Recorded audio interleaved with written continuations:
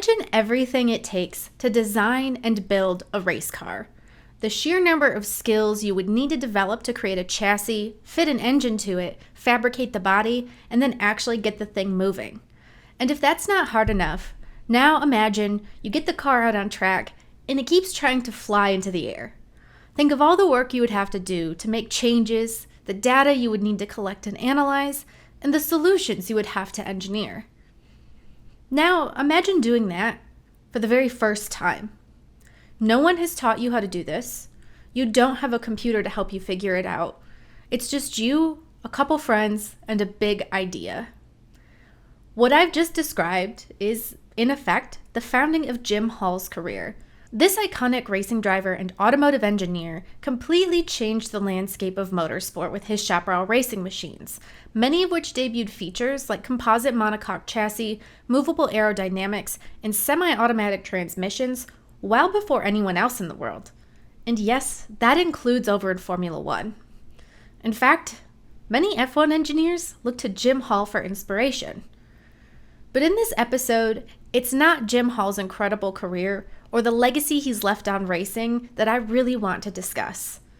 I instead want to focus on the story of his incredible Chaparral 2J, a racing machine so comprehensively quick that the FIA stepped in to kill it. A machine that wasn't even racing in a directly FIA-sanctioned series. This is the story of the move that began the demise of the Can-Am Challenge, the most innovative racing series in history. Motorsport isn't just about fast cars and daredevil drivers. It's a place where scandals burn hotter than exhaust pipes. This is a history podcast dedicated to delving into the darkest corners of the racing world to uncover secrets, deception, and intrigue. My name is Elizabeth Blackstock, and welcome to Deadly Passions, Terrible Joys. If you were to ask an iconic Formula One designer like Adrian Newey or Gordon Murray to name some of their engineering heroes, Jim Hall will inevitably end up on that list. If you ask any American race fan of a certain age to name their favorite childhood race car, there's a good chance they're going to name a Chaparral. And if you page through the F1 history books, you'll come across one innovation after another founded by one quiet man who never gets much credit and who implemented those innovations on his race cars ages before. If you guess that that man was Jim Hall and those cars were his Chaparrals, then I'd say you're catching on. But before I delve too deep into the story of the Chaparral 2J and its influence on the death of the Can-Am series, we need to talk about Jim Hall. We need to understand who he really is. Jim Hall was born in Abilene, Texas on July 23, 1935, though his family soon after moved to Colorado and also spent a decent amount of time in New Mexico. Hall's father, Ellis, was a geologist who struck it big with a company he founded called Condor Petroleum, an oil and gas exploration firm. His mother had a master's degree in English from Columbia University and met Ellis Hall in Guadalajara while he was traveling for business and she was teaching English. The pair married in 1927. Hall was the third of 4 children, 3 boys and a girl, each born 3 years apart. You might expect that Hall had it good, growing up in a family that had founded a multi-million-dollar company in the throes of the oil boom. And in a lot of ways, you would be correct. In Colorado, Jim Hall and his siblings could get a great education and live a fairly comfortable life in an era where the Great Depression and the onset of World War II had ravaged the lives of other folks who were less well off. Hall grew up skiing during the Colorado winters before summering on his family's massive ranch. He picked up a love of aircraft from his father, who was an avid pilot and was encouraged to tear apart any and all of the family's appliances just to see how they worked. But just after World War II ended, Hall's mother Teresa fell ill with breast cancer.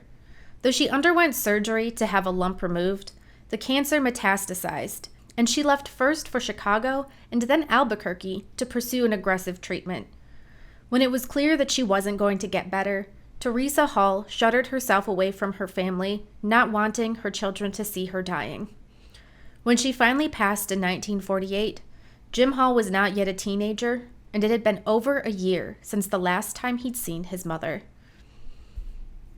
Hall's older sister Betty took on a mothering role as the family moved permanently to Albuquerque, while Jim developed a love of speed. Yes, he adored flying just like his father, but he was also coming of age in the early stages of the hot rod era. Living just off Route 66, Hall admired the gorgeous pre-war cars that had been transformed into slick speed machines as they passed through town. At 14 years old, he bought his first car, a Ford Model A, and earned his driver's license. He took flying lessons, tinkered with his car, and got a job working with his father in the oil fields. And all of that money that he earned went right into his latest automobile purchases. Soon after, his father married a woman named Virginia Hockenhull, the daughter of a former governor. As he entered high school, Hall added another all-consuming interest to his resume. He took a physics class that changed his life, and his professor recommended he take a college course on aviation weather. He followed an interest in geology just like his father, and was advised to apply to Caltech, the California Institute of Technology. He did, and he was accepted. Before he took off for college, Jim married his high school sweetheart Nancy Fishback and spent his summer with her in Albuquerque as several members of his family, his father, his stepmother, his sister, his stepsister, and a few of their friends, jetted off for a trip to Alaska in Ellis Hall's own plane, a de Havilland Dove 2A. They never returned. It took almost a month for the wreckage of the plane to be found, and it was clear that there would have been no survivors. Investigators assumed the de Havilland had come apart in mid-air, and there was nothing Ellis Hall could do to save it. He died, along with several other key members of Jim Hall's family. Hall himself was just 18 years old, heading off to California with his pregnant wife to begin an intensive study program. In his typical reserved fashion, Hall's only comment on the massive tragedies he'd suffered over the previous 5 years was, "I got to be an adult pretty quick." Hall and his brothers, Dick and Chuck, inherited a windfall from their father. Other members of their extended family helped the young man sell off Condor, Ellis Hall's company, in order to pay the taxes and legal bills and pay off the shareholders, all of these things that arose in the process after his death.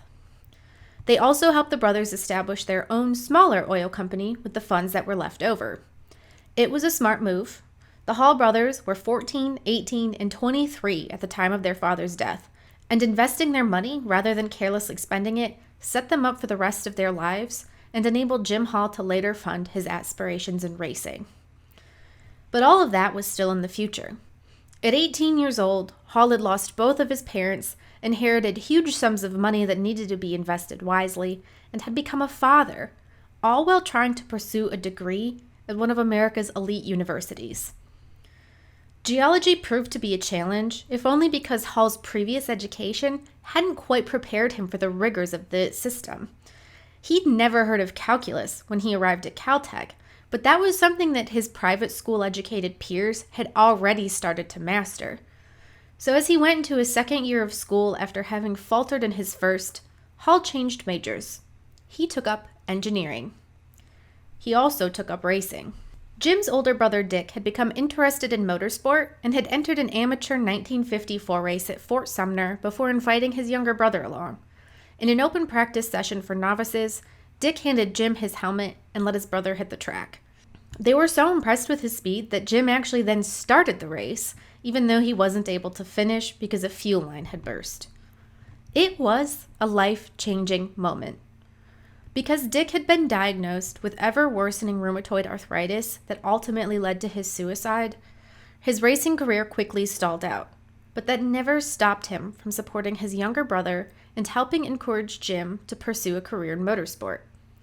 Dick effectively bought Jim a Ferrari 750 Monza. Technically, they were partners in the purchasing agreement, but Jim didn't put up any money for the car. The first time he took that car out onto the track, he won. Hall continued racing throughout college, and as he prepared to graduate, it looked as if he would have it pretty good.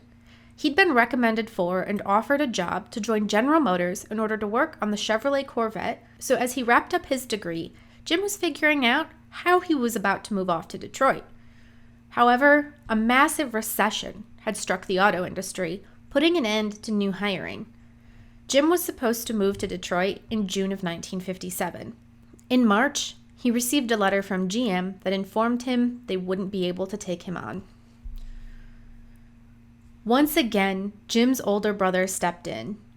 Dick Hall had struck up a promising friendship with a gearhead who had just opened a shop in Texas that effectively imported and tuned British cars for interested buyers. It wouldn't pay well, but it would keep Jim involved in both the automotive and motorsport worlds. He'd get to move back to Texas, and hey, maybe he'd get to learn something in the process as well. So, Jim Hall accepted a job at a little firm called Carroll Shelby Sports Cars. Even if he wasn't making a ton of money, Jim Hall had a chance to drive some of the world's best sports cars and to make critical connections with drivers, mechanics, and engineers. He also learned that the best marketing strategy to sell a car was to take that car out to a race and win it. By the time he got back to the shop, it was almost guaranteed someone was ready to scoop up the car. The races he competed in got bigger and bigger, with fields of internationally recognized racers like John Fitch, Olivier Jean-Dabian, the Rodriguez brothers, and more. But Jim's successes on the track were not mimicked at home. Jim and Nancy divorced, and Nancy took their 3 children with her as she got on her way to her next marriage. Meanwhile, Jim met a woman named Sandy Carroll. The two would marry, and Sandy would become one of the most critical figures in Hall's later successes. But perhaps the race that launched Hall into international stardom better than any other was the 1960 United States Grand Prix. Yes, a Formula One race. Hill entered the event at Riverside International Raceway with an old Lotus Climax that he'd worked on himself, alongside drivers in better equipment and with far more experience. He still managed to finish 7th, and that was in large part only because a stub axle broke on his car. Otherwise, he was set to finish 5th. It was a hugely impressive debut. Paired with his ongoing successes in American sports car racing and his increasing forays into serious car modification, Hall was on his way to becoming a force to be reckoned with in the United States racing scene. And that's why Dick Trautman and Tom Barnes reached out to Jim Hall. Trautman and Barnes were something of a dynamic motorsport duo, developing some of the incredible race cars that would compete at events like the Indianapolis 500. They were also 2 of the first people recruited by Lance Reventlow when the entrepreneur began building his Scarab sports cars. The Trautman-Barnes Scarab did fine, but the 2 men thought they could make it even better.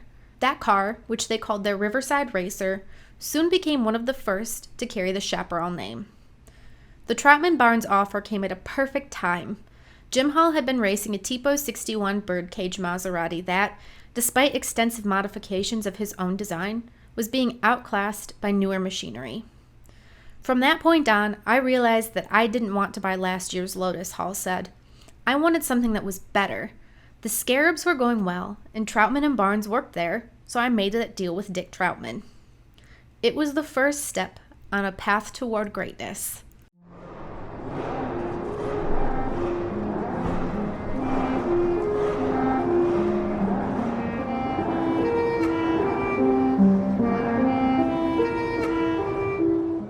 If you're looking for incredible, authentic motorsport merch with a retro flair that looks unlike anything else you're going to see in the stores, make sure you check out Homefield Apparel. The company is based right in Speedway, Indiana, and it has developed a few exceptional racing-related merch lines this year that celebrate some of the greatest motorsport teams and racing events in all of American history. Make sure to stop by the link in my bio to check out the goods, and don't forget to use code DPTJ15 to get 15% off your first purchase.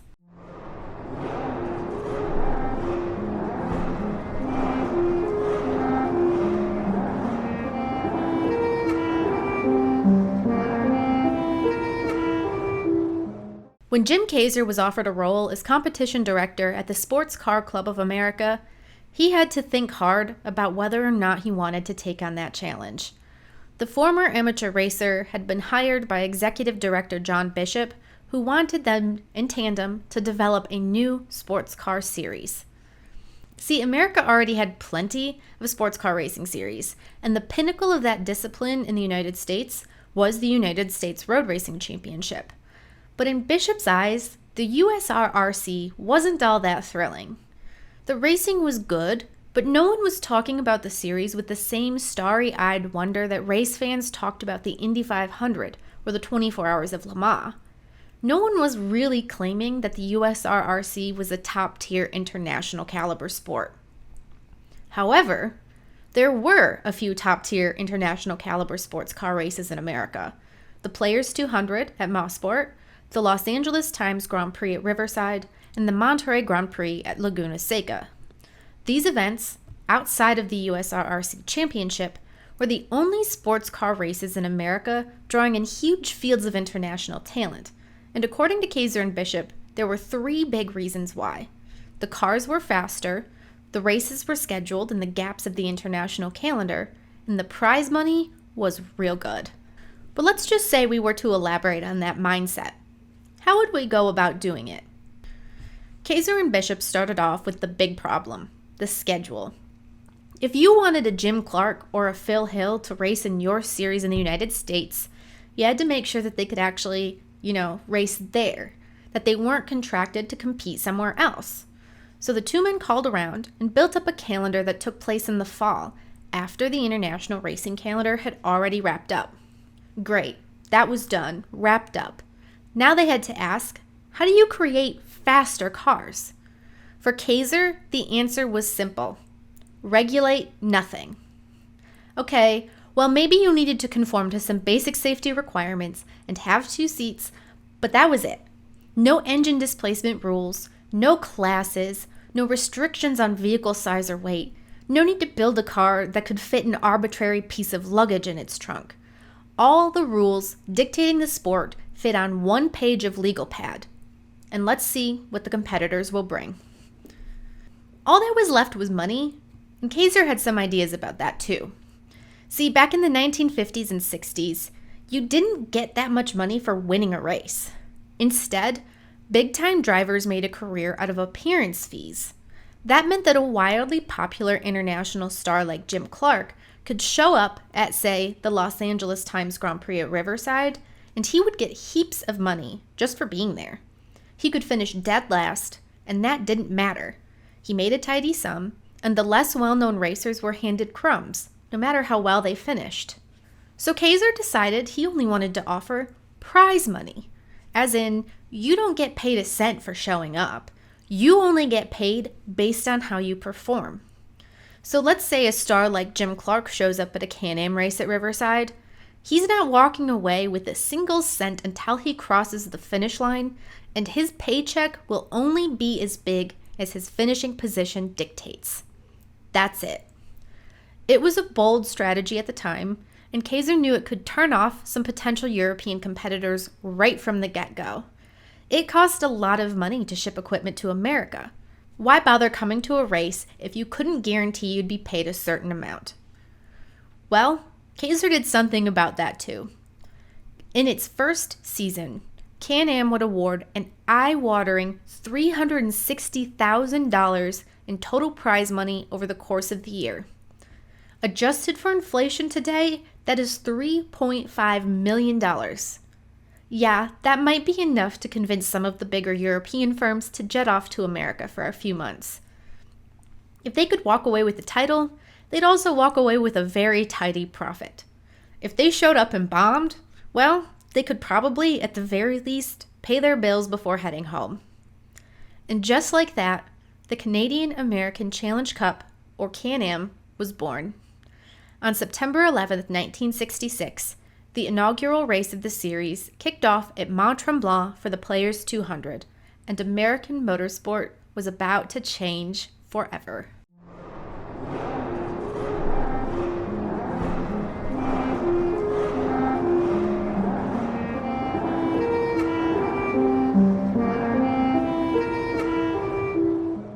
The Chaparral 2J was not a handsome car. It looked a little bit like a shoebox with a sculpted front nose and a squared-off rear end that someone had stuck some fans into. The center section was never painted white like the rest of the car. Instead, it boasted a bare aluminum body. At first glance, the Chaparral 2J also looked like the antithesis of aerodynamic efficiency. It was the kind of race car that you could only imagine lumbering across a track surface like a beast of burden. But looks aren't everything, and the moment the Chaparral 2J hit the track, everyone knew they were witnessing history. But let's back up a few steps so I can tell you how we got here. We last left Jim Hall when he partnered with Dick Troutman and Tom Barnes, picking up the scraps of Lance Reventlo's Scarab to create something new, a Chaparral. But between the late 50s and the introduction of the Chaparral 2J in 1970, a whole lot happened. In 1963, Jim Hall contested a full Formula One season with the British Racing Partnership Team, which fielded an out-of-date Lotus 24 chassis powered by a BRM V8. In 9 races, Hall finished in the points twice and secured a 12th overall finish in the World Drivers' Championship. He continued on a streak of successes until a terrible accident forced him out from behind the wheel. That being said, he was still building cars. His machines had contested the 24 Hours of Le Mans, and his Chaparral 2D took a shocking victory at the 1966 Nürburgring 1,000 kilometers, where European pundits expected the American outfit to embarrass itself. Instead, it became the first American car to win a major European road race in over 40 years. The Chaparral outfit had also struck up close relationships with both General Motors and Firestone. Back in the late 1950s, General Motors was one of several auto companies that agreed to withdraw from racing. The Automobile Manufacturers Association, a trade group representing U.S. car makers, had instituted a ban on factory-supported racing. Ford had already broken that agreement, but GM still kept its participation in motorsport on the down low. The company's primary interest in Hall and the Chaparral team, though, was for a totally different purpose than racing. See, the rear-engine Chevrolet Corvair had become the center of a serious lawsuit that alleged the company had knowingly released an unsafe vehicle prone to failures that would not have happened in any other car. Suddenly, one lawsuit turned into hundreds. Rather than simply pay out all the lawsuits and damage its reputation, GM instead embarked on a serious effort to counter the allegations against it by comprehensively studying vehicle dynamics. Frank Winchell, Chevrolet's research and development boss, was assigned to spearhead this effort, and he recruited the Chaparral team to help him out. After all, GM needed to recruit a third party in order to avoid allegations of bias, and Hall's outfit out in Midland was pretty far away from any prying eyes. That meant that Hall and his crew were employed to conduct tests both of the Corvair and of all its competitors, gathering data to comprehensively prove that a rear-engine car was no more dangerous than any other car on the road. Chaparral did the testing, but GM provided the supplies required to gather, log, and analyze data. As you might imagine, all of that equipment and all the innovative testing methods benefited the race team. Chaparral was assembling a world-class knowledge of vehicle dynamics, and it could implement those findings into its own cars. And since Chaparral had developed a great test facility in the form of Hall's Rattlesnake Raceway out in Midland, the team also took on development work from Firestone. Chaparral's understanding of vehicle dynamics grew alongside its understanding of tire technology. Now, none of that would have been possible without the great minds of Jim Hall and his partner Hap Sharp, both of whom pioneered additional innovations in the racing world. One of the initial problems with the Scarab-based Chaparrals was the fact that the air was pushing the nose of the car upward. So for the Chaparral 2, Hall developed an air deflector under the nose to deflect lift. Also new for that car was the use of a fiberglass monocoque chassis developed with boat racing technology in mind. Then came the 2C, which introduced an adjustable rear wing that could be controlled via foot pedals in the car. That was totally possible since the semi-automatic transmission installed in the car didn't need a clutch pedal. The 2D and 2E were developed in tandem, the former for international endurance racing and the latter for the shorter distance 2-hour Can-Am races in America. The 2D was the first closed cockpit variant of the two, the one that won at the Nürburgring. The 2E, though, was a watershed. The 2C had shown that a rear wing could work, but the first version was not perfect. Because the 2C's wing was mounted to the bodywork, Hall found that the whole car would bottom out on the track when he enacted extra downforce, while the front end would lift up. On the 2E, the wing was mounted to the rear wheel hubs, pushing all of that downforce directly onto the tires to keep the car more balanced. The wing, mounted 3 feet above the body of the car in order to better manage lift, added downforce that was equaled by a throttle valve at the front of the car that helped equal out the downforce pressure between front and rear. And by adding radiators to the sides of the car, Hall created a better center of gravity and also avoided creating an ultra-hot footwell that sapped the strength from the drivers during races as their feet slowly cooked in the car. The 2F improved on the 2E in one important way.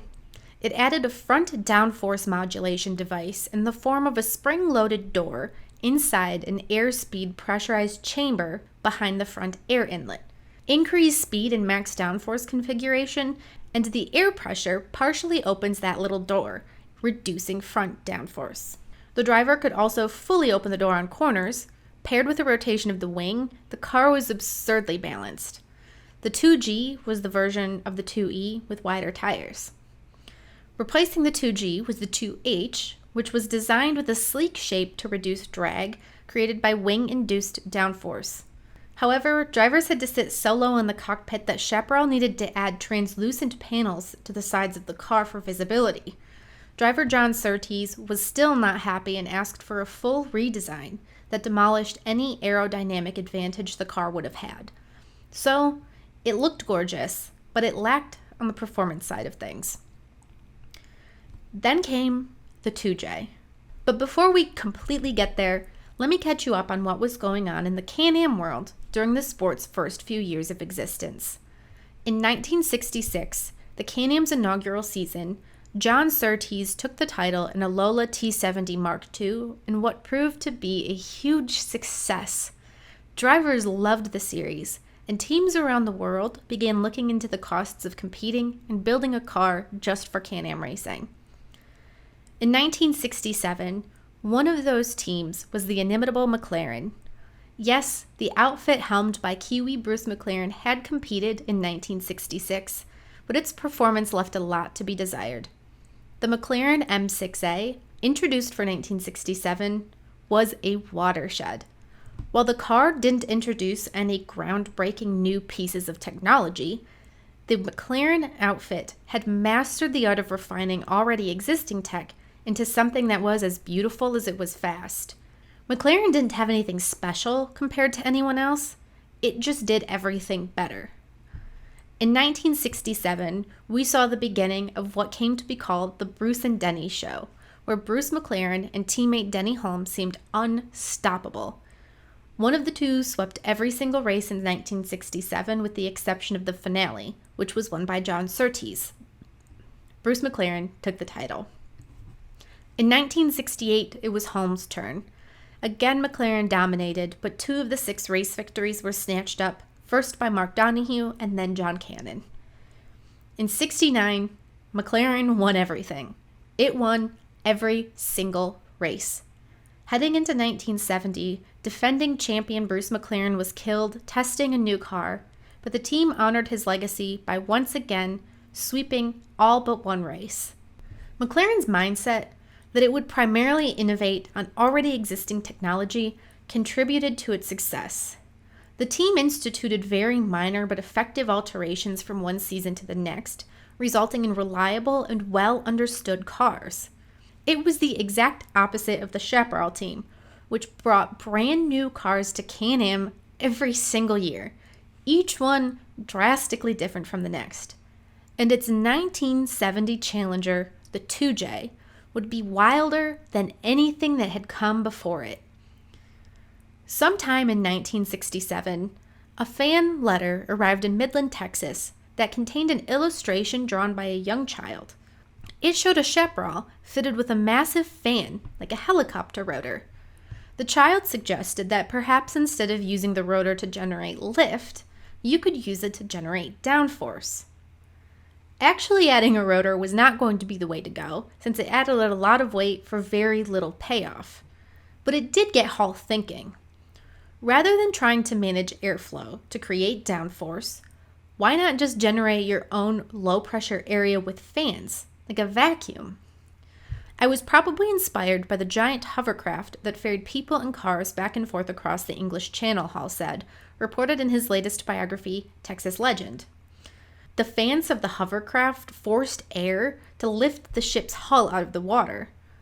Turn that around, though, and you should theoretically be able to generate heaps of downforce.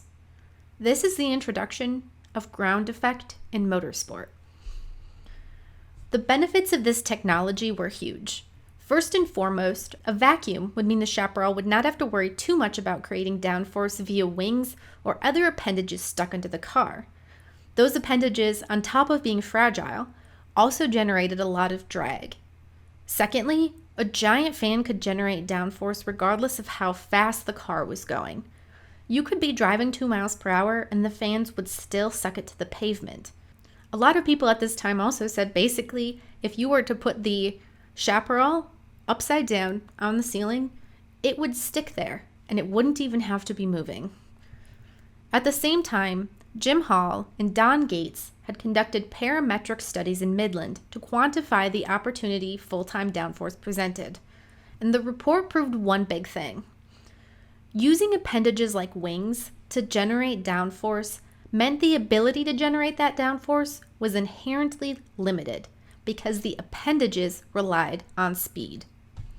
Hall said, with fan-powered ground effect, at least in theory, you could have the right amount of downforce in any situation, something that had never been possible before. He further explained, what I realized was that net downforce was a pretty remarkable thing, and if you could keep improving it, you're going to go faster and faster. So while the Chaparrals may look different from one another, each one included, among other things, an attempt to take the next step in net downforce from the one before. After a disastrous 1969 Can-Am season came to a close, Hall attempted to further refine the 2H until Chevy R&D called. The General Motors team had already been considering Hall's idea for the 2J, and they found that it worked. See, GM started with its suspension test vehicle, on which it mounted low, wide plywood floors across the midsection to create 2 flat panels on either side of the cockpit. On each panel was a vertically mounted fan that sucked air from under the car. And even though it was crude, it worked. It created a vacuum under the car, and when they tested it on the skid pad, Don Cox of GM remembers, it didn't matter what the driver did. He couldn't break the thing loose. He couldn't make it slide sideways. GM got permission to develop a fully functional fan car from the ground up, if only to serve as a kind of demonstration vehicle showing off the potential of ground effect, and later, to use that kind of car to further advance tire technology. But shortly after the project got underway, GM started cracking down on racing again, and this sucker car was deemed an offender. Rather than send it to the crusher or the scrap heap, Chevy R&D asked Jim Hall if they could send him the car.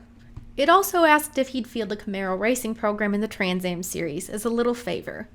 Hall, ever loyal, agreed, but attempting to build 2 racing cars, one featuring a completely unheard of concept in the motorsport world, at the same time, really put a damper on the efforts of both. The ground effect car that arrived in Midland was basically just a tub and some body pieces. There was no engine, dashboard, or transmission, and the fans hadn't even been installed. Hall remembers seeing the bits and pieces of the machine when it arrived at his shop, saying, "It was a basic chassis and some body parts.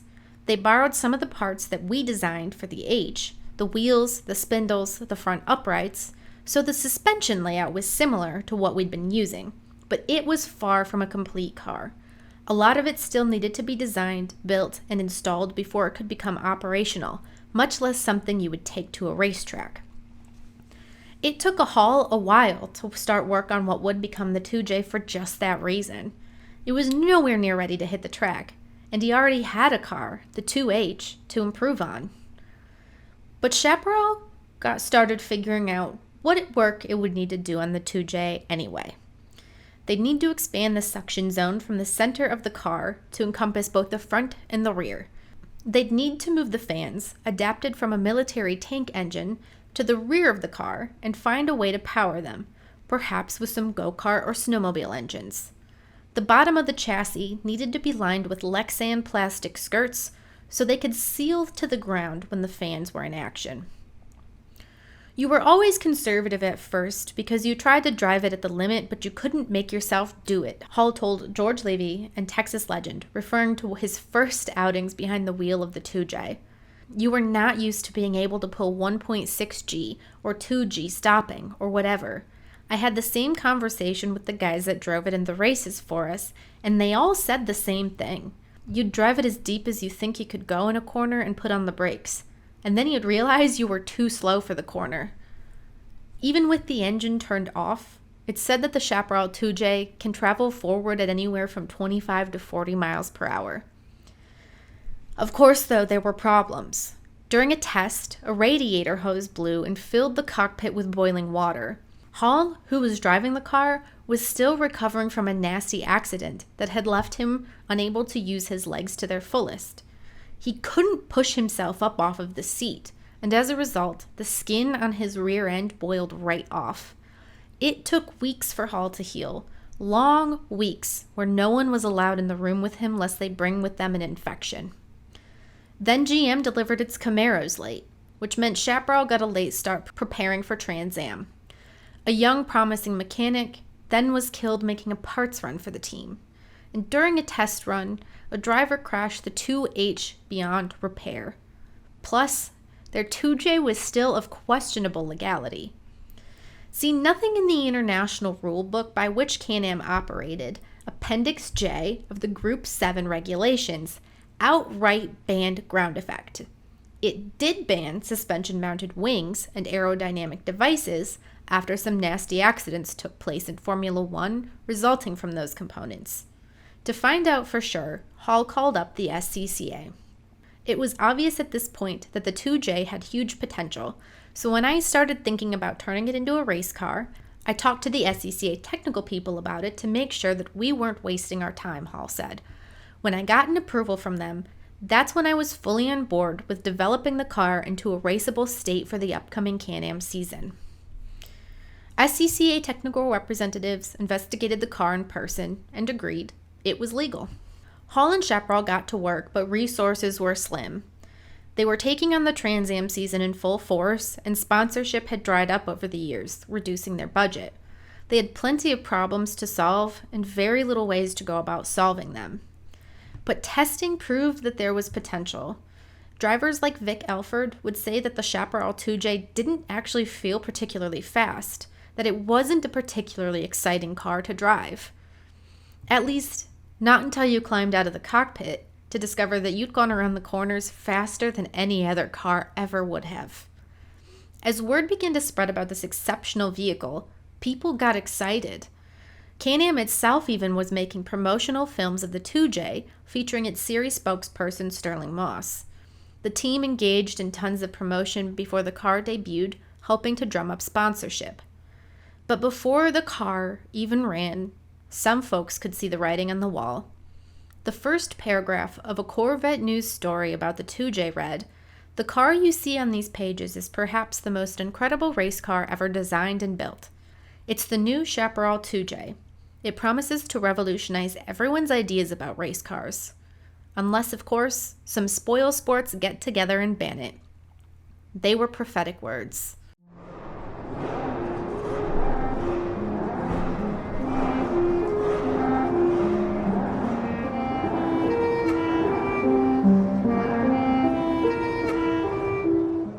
When the 1970 Can-Am season rolled around, it was clear that there was still a lot of work to be done on the Chaparral 2J. Rather than try to debut a car at the first race of the season, Chaparral held off until it felt it was ready, which didn't happen until Watkins Glen. There, Jim Hall had secured an exceptional driving talent to showcase the 2J. He had signed Jackie Stewart.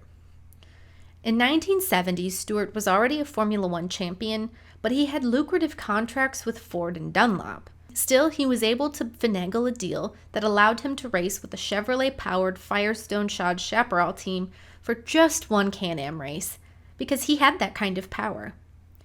It was a risky move for the safety-conscious Stewart, but he had implicit trust in Jim Hall, saying in Texas Legends, Jim was a much more robust engineer. What Colin Chapman and Brabham and these guys did at the time was just papier-mâché. Stewart didn't have time to test the car before it arrived at Watkins Glen, and it was there that he was forced to get used to its noise, its left foot braking, its strange transmission, and so much more. In qualifying, he brought the car home third, though he felt he could have taken pole position. The car's traction, its ability to brake and go deeply into the corners, is something I've never experienced before in a car this size or bulk, Stewart wrote in his book Faster. Its adhesion is such that it seems unable to take unorthodox racing lines through the turns, and this, of course, is intriguing. But there were still problems. The car sucked in dirt, which disrupted the belts and resulted in auxiliary engines overheating. Its engine dropped one of its two cylinders early in the race, vapor lock forced a pit stop on lap 15, and the brakes finally failed 7 laps later. Still, Stewart managed to set the fastest lap in the race. As the Scottish racer put it, the Chaparral 2J was the beginning of a new era in motor racing. Stewart would never again appear behind the wheel of the 2J, and the team had to sideline the car for the subsequent 3 races to work through some teething problems. When it next hit the track again for the last 4 Can-Am events of the year, Vic Alford served as its pilot. The driver was a good choice. He was smart and analytical, adept at giving feedback. Hall approached him immediately after the Watkins Glen race, and Alford got to work testing right away. When the 2J returned to the track again, it was at Road Atlanta, where the car instantly demolished the competition in terms of speed. Alford had set a 1 minute 17.42 seconds to McLaren racer Denny Holmes' 1 minute 18.68 seconds.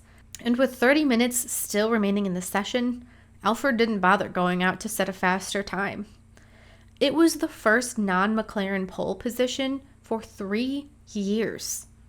Reflecting on the event, Alford recalled, "It sort of dawned on us in Atlanta, where it probably didn't at Rattlesnake, that it actually really was, for reasons we really didn't quite understand, a hell of a lot quicker than anything else."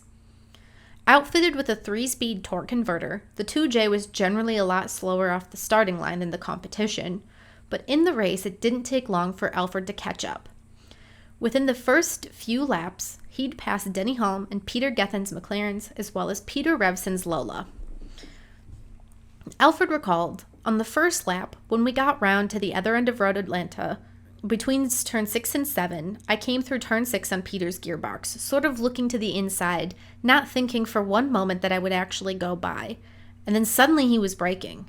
My thought was, well, that's just unfortunate. He must have broken something. But in fact, no. He was just braking at his normal spot. And then in my Chaparral, I wasn't even close to thinking about putting on the brakes. So I braked there and passed him. And then I did it again in the next couple of laps with the 2 McLarens and just drove away." Unfortunately, the engine and the ground effect couldn't last the full race distance, leaving Alford to finish 6th. Still, it's hard to fully express how monumental the performance at Road Atlanta was. No one had been able to compete with the McLarens for almost the entire duration of Can-Am's existence. And suddenly, here was this shocking piece of technology blowing them out of the water. At Laguna Seca, Alford, who had never driven the track before, was the only driver to qualify for the race with a time under a minute. The next day, he demolished McLaren's 1969 track record. In the McLaren camp, Teddy Mayer called a closed-door meeting. Afterward, he told reporters that he felt the 2J was, quote, fairly illegal as far as the FIA rules are concerned, but not illegal the way the SCCA has interpreted them. Eric Broadley of Lola was a lot less generous. He said, "The car is definitely illegal, no matter what the SCCA says. But then, this is an American series, and you have to go along with the organizers, don't you?" During warm-up on race day, the 2J threw a rod and couldn't start the event, but the backlash against it was already huge. It forced Chaparral Chief Vehicle Engineer Don Gates to hold a press conference, where he offered some of the most incredible words in motorsport. Let me quote his concise but powerful statement.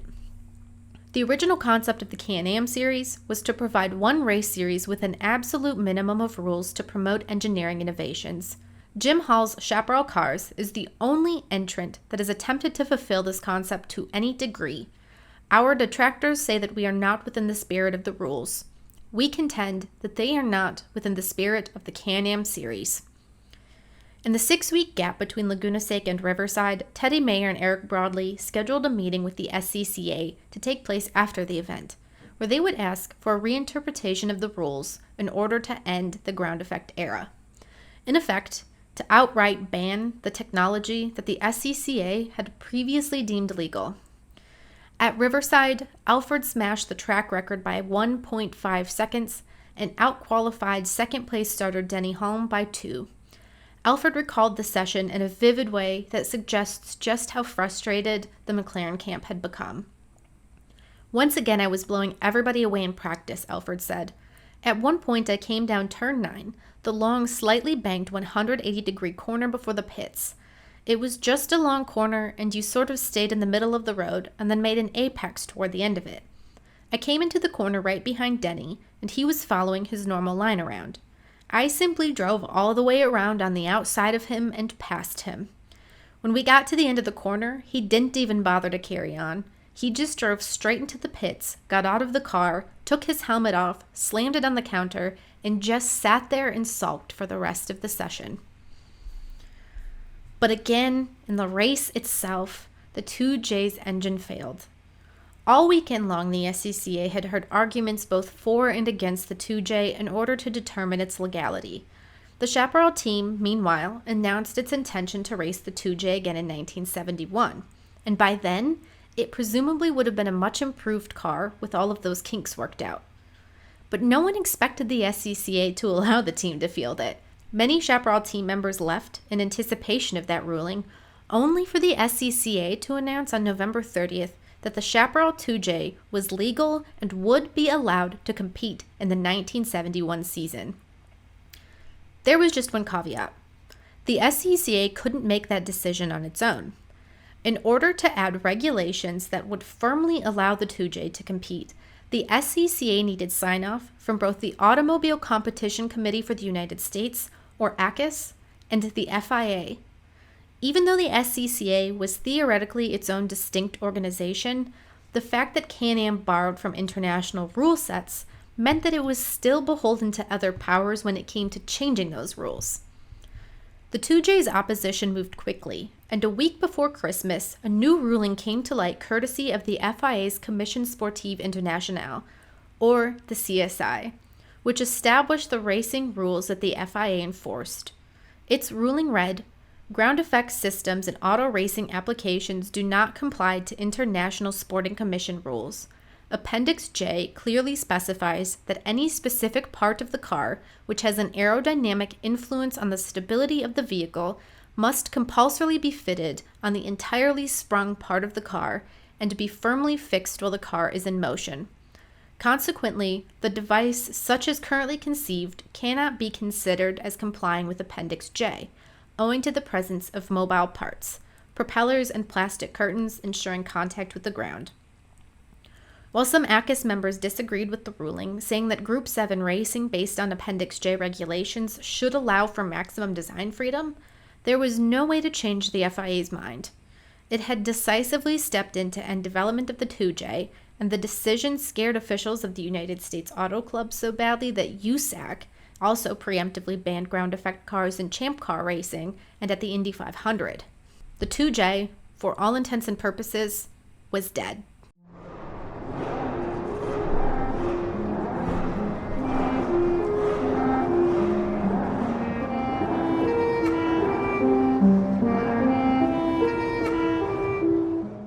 After years of time and effort and money and blood and sweat and tears, Jim Hall stepped back from motorsport. He was done.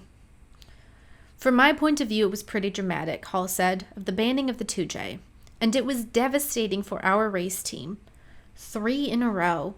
We got the wing disallowed. We spent a considerable amount of money and effort trying to run the big international sports car races, and after Ford was so successful, I think the FIA or the Europeans just decided we'll go back to not running big stock blocks. So that put us out of that series. And then, of course, when I went ahead and finished up the ground effect car, they disallowed it too. Hall admitted that he thought the technology would have been banned at some point anyway, if only for the fact that the increased speeds would introduce increased dangers to drivers and spectators. However, he continued, I just think it would have been a more equitable kind of arrangement if they had said, hey, this thing's going to get out of control in a year or two. That's it, we're going to quit after that. At least give us a little bit of time to make something out of what we'd gone to the trouble to do. That was, after all, what Can-Am was supposed to be about.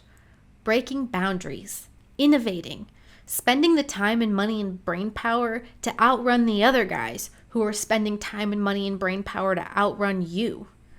Instead, the decisive FIA ruling neutered the entire premise of the series.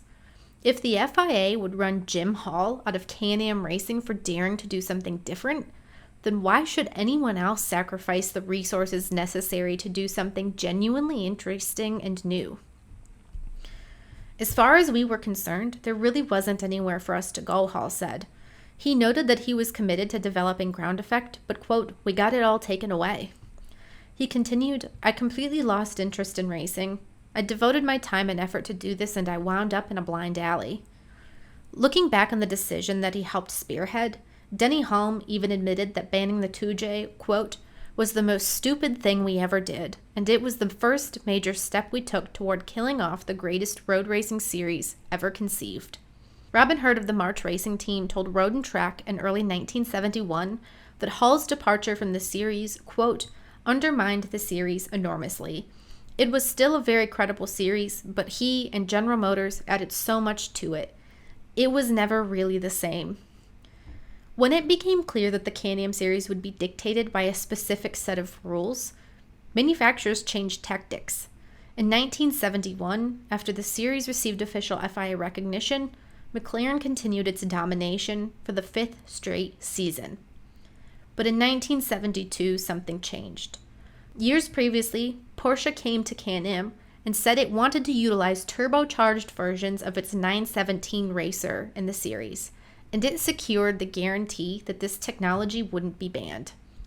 When Jim Kaiser, one of the original architects of the Can-Am series, traveled to Stuttgart to see the engine Porsche had created, he remembers thinking, oh my God, this is the end of Can-Am. Kaiser left the sport soon after his visit, unwilling to see what Can-Am would become. As he explained later, people weren't going to run in a race where they had no hope of winning.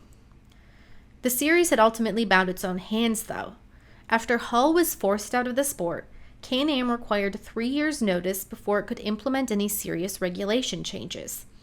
Turbocharging, while theoretically disallowed, wasn't explicitly banned. Any regulations to ban turbocharged engines wouldn't come into effect until after Porsche could legally enter the series. Kaiser had no choice but to approve it at the time. And so in 1972, Porsche came, partnered up with Roger Penske. It dominated for 2 straight years. Ultimately, it left before the 1974 season, but the prospect of watching an exceptional driver like Mark Donohue race a Porsche drew record-breaking crowds all year long. But that momentum didn't last. In the autumn of 1973, the United States faced an energy crisis as oil costs skyrocketed. The country had aided Israel in an attack against Syrian and Egyptian forces during the Yom Kippur War. As a result, the Organization of Petroleum Exporting Companies, or OPEC, raised the cost of a barrel of oil and implemented embargoes on the United States. Highway speeds were dropped to 55 miles per hour, and many motorsport events were canceled outright. A stock market downturn only intensified the hesitance to go racing. The 1974 Can-Am season then was understandably shattered. The season whittled down to just 5 events, and all of the big-name manufacturers and sponsors packed up and left after the series declared it would be run on a fuel efficiency formula, where every team would be given a certain amount of fuel and would then have to run all weekend with that allotment. the field was composed entirely of customer cars and the factory effort of the Shadow team. Jackie Oliver of Shadow won the title. As the years had passed, so too did many of Hall's general frustrations with motorsport. In 1974, when Lola importer Carl Haas reached out to Jim Hall about going open-wheel racing, the man from Midland, Texas, signed on. There, though, Hall wasn't designing new cars so much as he was a team manager dictating the preparation of Formula 5000 machines and later on, Indy cars. He helped design the race-winning Chaparral 2K that was based on Colin Chapman's Lotus 78, and thanks to its Pennzoil sponsorship scheme, it quickly earned the nickname the Yellow Submarine. In 1980, Johnny Rutherford piloted the car to both an Indy 500 win and a kart championship. It was an immense achievement to tick off his bucket list. Hall participated in the sport on and off from that point until 1996, when he ultimately retired from racing. For good this time, and under less frustrating circumstances.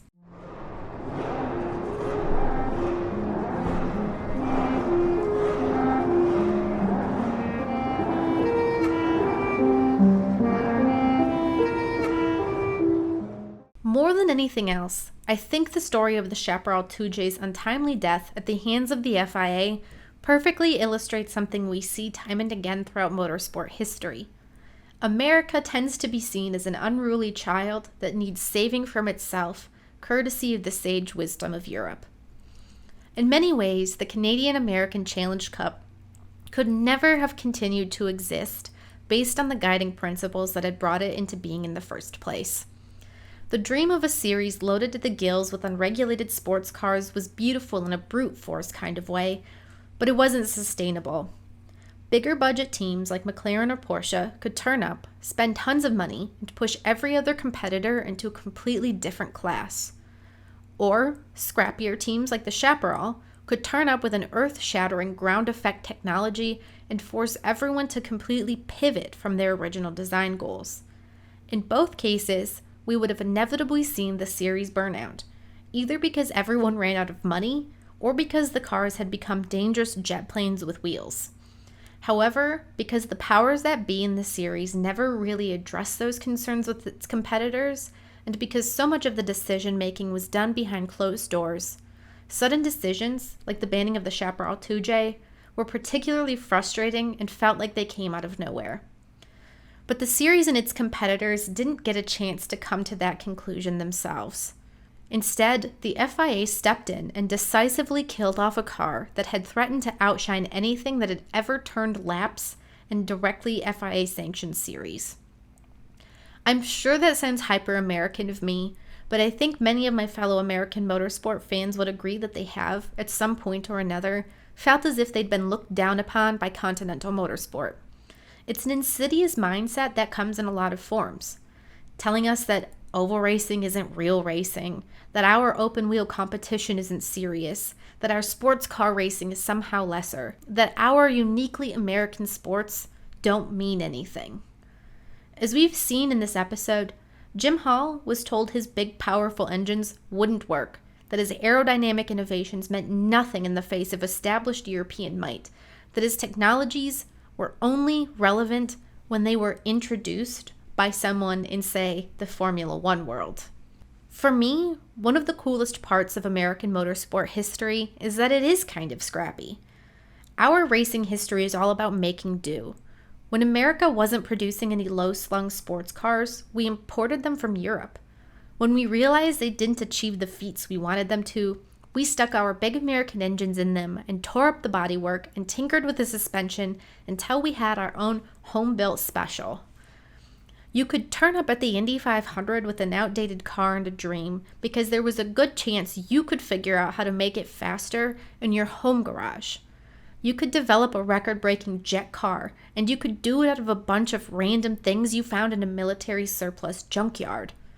But I think historically, so much of the racing rhetoric we consumed in America came from Europe, so it took us a while to realize that we could just build a car. We didn't need to rely on Lotus or Cooper to sell us an outdated machine that we could fix up. We could just parse a rulebook ourselves and build something new. And if we felt like we were limited by someone else's rulebook, we could come up with our own series where the only rules were that you had to be safe. That's an intoxicating mindset. It's also a threatening one. European motorsport likes its rules. It likes complexity and nuance and procedure. And even when you consider something like the early years of Formula One, you can see how continental mindsets were forced to evolve when British teams came into the fold with their new ideas and a fresh take on car building. The Alfa Romeos, Ferraris, Maseratis, and Tabalagos suddenly had to pay attention to these home-built Coopers and Lotuses because they were showing up at their races and kicking their butts. Eventually, the persistence of British innovation forced the tides of continental motorsport to change. But even then, there were still a lot of rules and regulations. They just kind of changed authors. But I think because of the physical gap between the US and its overseas peers, our racing mindsets branched off in a totally incomprehensible way, at least as far as British and European motorsport was concerned. When you have the freedom to just throw anything at the wall and see what sticks, it can also appear to outsiders that you're just descending into chaos. It would be easy to think you could perhaps bring your team or your series or your sanctioning body over to the United States to do some racing, and your adherence to your certain way of doing things would prove you instantly better than everyone else. In Can-Am, you could make an argument that that was kind of true, considering how McLaren came in and dominated. But I would also argue that the mindset discounts the extremely cool stuff a lot of American engineers and team owners were playing with at the time. We were figuring out a lot of crazy concepts and engaging in mind-boggling innovation. But in a lot of ways, we were outthinking and overextending ourselves. At its peak, the Chaparral team really only had 20 employees, while a McLaren or a Porsche inevitably had far more people dedicated to their programs. Those overseas outfits innovated by small degrees. In Texas, Jim Hall was introducing a radically new car every year. It was audacious, but that kind of audacity can't really exist for long. It makes sense that Can-Am had to implement rules. It makes sense that greater European participation encouraged those rules. It also makes sense that when some seriously groundbreaking innovation was taking place, that Europe would step in to effectively squash that innovation in the bud. It's just deeply unfortunate that that's how it had to happen, and that we never truly could have seen what Jim Hall could have done with the Chaparral 2J.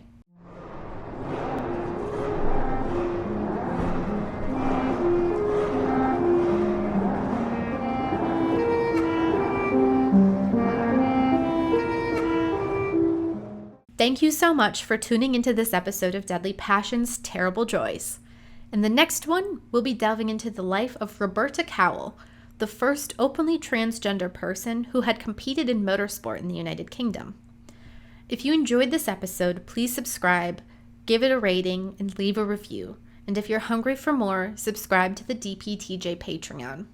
Tiered patrons get exclusive access to weekly blog posts and newsletters, and if you want to send an email, I have an address for that, deadlypassionsterriblejoys@gmail.com.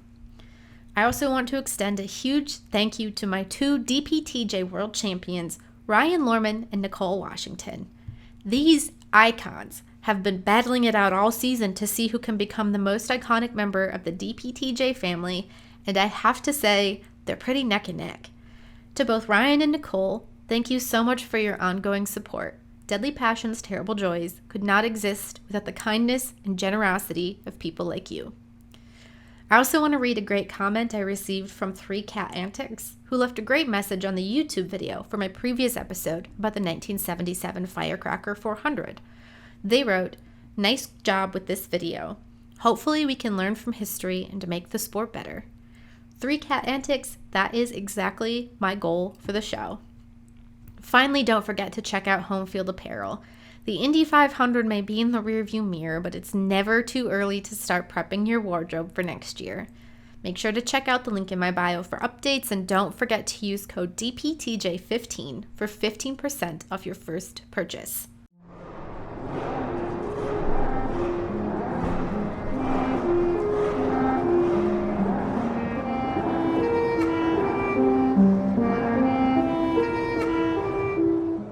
finally, we are ending with La Source, the segment named after the iconic turn at Spa-Francorchamps that serves as my bibliography for each episode.